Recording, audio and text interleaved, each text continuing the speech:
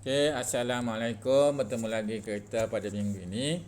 Okey, kalau sebelum ni kita ulang kaji sejarah tahun 4. Jadi minggu ini kita mula dengan sejarah tahun 5. Okey.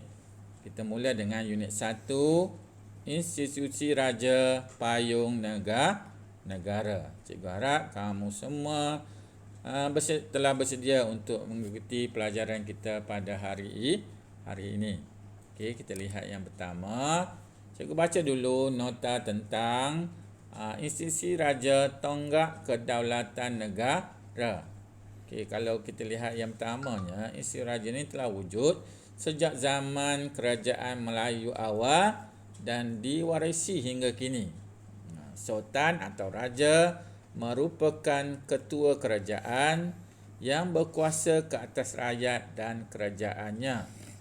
Kalau berdasarkan hierarki kan, Sultan menduduki tempat tertinggi dalam sistem pemerintahan dan baginda merupakan payung kepada rakyat. Kuasa Sultan mengalami beberapa perubahan dari semasa ke semasa. Jadi sebagai rakyat, kita haruslah mempertahankan warisan ini demi kemakmuran dan kesejahteraan negara kita. Okey, kita lihat raja ni, itu sistem pemerintahan kita ada terbagi kepada 3, iaitu zaman kerajaan Melayu awal, zaman British dan pada masa kini. Kalau kita lihat zaman kerajaan Melayu awal, Sultan ni ialah ketua kerajaan. Jadi mempunyai kuasa mutlak. Semua keputusan berkaitan undang-undang dan pentadbiran terletak di tangan Sultan. Jadi kuasa Sultan mempunyai kuasa penuh dalam pemerintahan zaman kerajaan Melayu awal. Kemudian negara kita pernah dijajah kan oleh British. Jadi zaman pemerintahan British tu, institusi raja masih lagi dikekalkan dengan Sultan sebagai ketua negeri. Jadi Sultan hanya sebagai ketua agama Islam dan adat istiadat sahaja bagi negerinya. Jadi Sultan tidak mempunyai kuasa penuh seperti sebelum ini. British menjadi penasihat kepada Sultan di setiap negeri dalam hal ehwal pentadbiran. Okey, kemudian kita merdeka. Kita lihat pada masa kini wujudnya institusi yang di-Pertuan Agong. Kuasa yang di-Pertuan Agong atau Sultan tertakluk di bawah Perlembagaan Persekutuan atau negeri. Jadi pentadbiran negara diuruskan oleh Perdana Menteri, bukan Sultan kan. Kemudian pentadbiran kerajaan negeri diuruskan oleh Menteri Besar ataupun Ketua Menteri. Okey, kita pergi slide yang seterusnya. Okey, ini ialah contoh hierarki dalam pentadbiran Kesultanan Melayu awal dululah. Jadi yang tertinggi sekali ialah raja atau sultan. Di bawahnya, kedudukan di bawahnya ialah pembesar. Kemudian rakyat dan di bawah sekali ialah hamba. Okey, kita lihat yang seterusnya. Apakah peranan raja atau sultan pada zaman Kesultanan Melayu awal lah? Ya, sultan ni ialah payung kepada rakyat. Kedudukannya tertinggi di dalam kerajaan, mengetuai kerajaan, berkuasa ke atas kerajaan, ketua angkatan tentera, berkuasa ke atas rakyat. Okey, apa yang kita nak pelajari seterusnya? Kita nak lihat yang kita nak tahu apa yang pertama ialah apa maksud raja dan kerajaan. 2, apa maksud konsep wadat antara raja dan rakyat. Yang ketiga, maksud daulat dan derhaka. Okey, ini dia apa dia maksud ataupun pengertian raja dan kerajaan.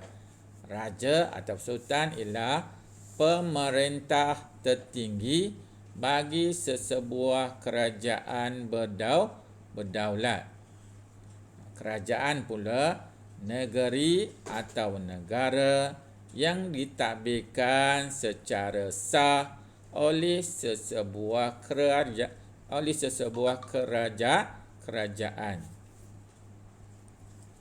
Okey, seterusnya.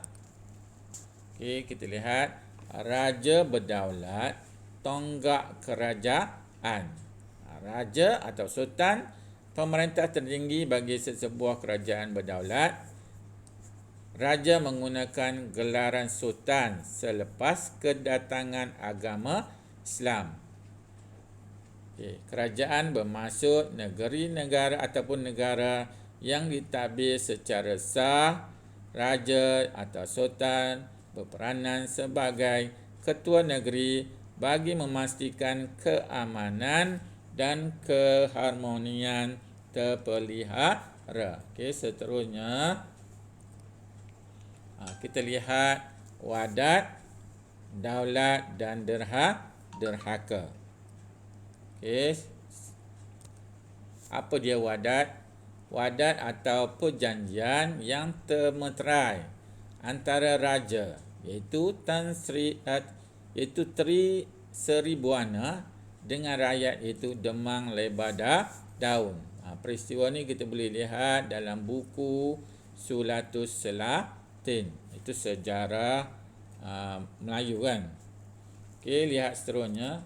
Ini dia buku Sulatus Salatin, itu sejarah Melayu yang ditulis oleh A. Samad Ahmad. Dalam buku Sulatus Salatin, wadat antara raja iaitu Sri Tribuana dengan rakyat iaitu Demang Lebada Daun. Okey, cikgu baca je punya dialog tu. Perjanjian Patik, mohonkan anugerah ke bawah Duli Yang Maha Mulia segala hamba Melayu, jikalau ada dosanya ke bawah Duli, Patik pohon janganlah ia difadihatkan dinasta yang keji-keji. Jikalau patut pada hukum syarak bunuh tuanku, jangan duli tuanku aibi. Baiklah tuanku, jikalau anak cucu duli tuanku dahulu mengubahkan, anak cucu Patik pun berubahlah tuanku. Kabullah hamba akan janji paman itu, tetapi hamba pun minta janji juga pada paman. Hendaklah oleh segala anak cucu hamba, jikalau ada salahnya sekalipun atau zalim jahat pekertinya, janganlah sekala hamba Melayu itu derhaka dan menitikkan darahnya ke bumi. Jikalau mereka itu akan cedera, berundur sehingga taluk negerinya juga. Baiklah paman, kabullah hamba akan wa'ad ini. Okay, ini ialah perjanjian yang termeterai dalam Sulatus Salatin. Okay, seterusnya wadat. Apa dia? Wadat adalah perjanjian taat setia antara rakyat dengan sultan. Okey, rakyat berjanji akan memberikan taat setia, manakala raja berjanji memerintah dengan adil. Okey, raja ditaati dan dihormati. Jadi wadat ni bermaksud perjanjian taat setia.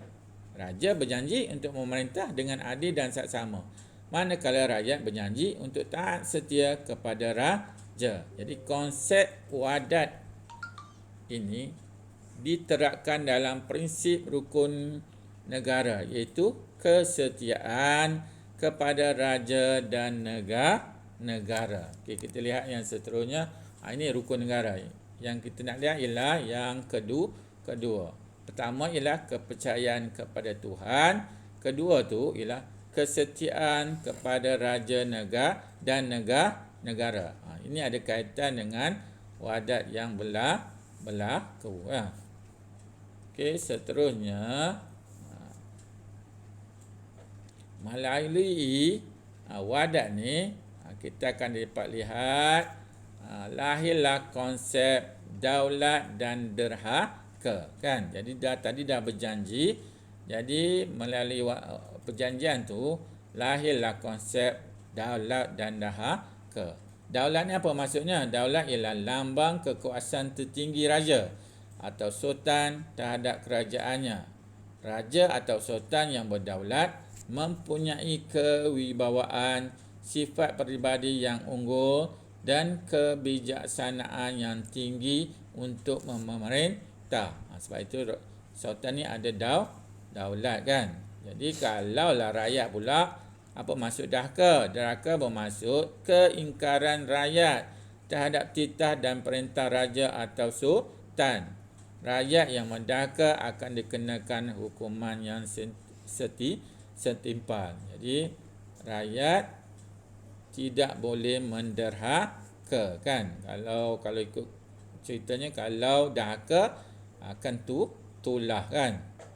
Okey, seterusnya kita lihat kedudukan raja ataupun sultan ataupun ketua negeri dalam negeri-negeri di Malaysia, kan. Okay, ada negeri digelar sultan dia punya, kan. Ada negeri raja. Okey, kita lihatlah. Okey, yang pertama kalau kita lihat ni polis sahaja yang menggunakan gelaran raja. Kan kita tadi ada dengar dah, cikgu dah beritahu, iaitu bila Islam datang ke tanah Melayu, Malaysia ni, semua raja-raja menukar gelarannya daripada raja kepada sultan. Jadi selepas itu hanya polis saja yang mengekalkan gelaran raja, kan. Negeri-negeri lain seperti Kedah, Perak, Selangor, kan, Kelantan, Terengganu, Pahang dan Johor menukar gelaran kepada sultan. Okey. Negeri Sembilan pula rajanya dia tidak menggunakan gelaran raja ataupun sultan. Dia menggunakan gelaran yang di-Pertuan Besar. Ada kelainan sikit di situ, kan. Kemudian negeri lain, Pulau Pinang, Melaka, Sabah dan Sarawak tidak mempunyai institusi raja. Tidak ada raja lah, kan. Jadi dia menggunakan melantik seseorang sebagai ketua dengan gelaran yang di-Pertua Negeri. Kemudian wilayah Persekutuan Kuala Lumpur, wilayah Persekutuan Putrajaya dan wilayah Persekutuan Labuan diketuai oleh Yang di-Pertuan Agong. Okey, seterusnya ini yang tadi sama yang tadi, iaitu gelaran bagi ketua negeri, kan, di Malaysia, kan. Tadi dah cikgu tahu, cikgu teruskan. Okey, jadi sebagai rakyat kita mempunyai tanggungjawab. Apa tanggungjawab? Kita kena menghargai institusi raja. Okey, bagaimana cara kita nak menghargai institusi raja? Yang pertama, kita hendaklah bersatu padu memajukan negara. Yang kedua, kita hendaklah mematuhi arahan sultan atau raja.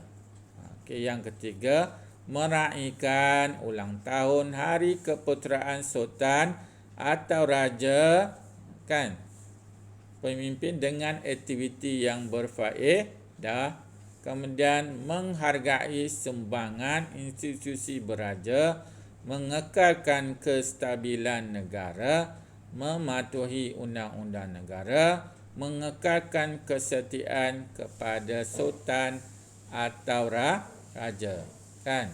Kadang-kadang kita nak menghargai sultan juga, kita letak nama masjid ataupun nama jalan dengan nama sultan. Itu antara cara-cara lah kita nak menghargai institusi raja. Okey, setakat itulah dulu pelajaran kita pada minggu ini. Cikgu ada kongsikan kuis.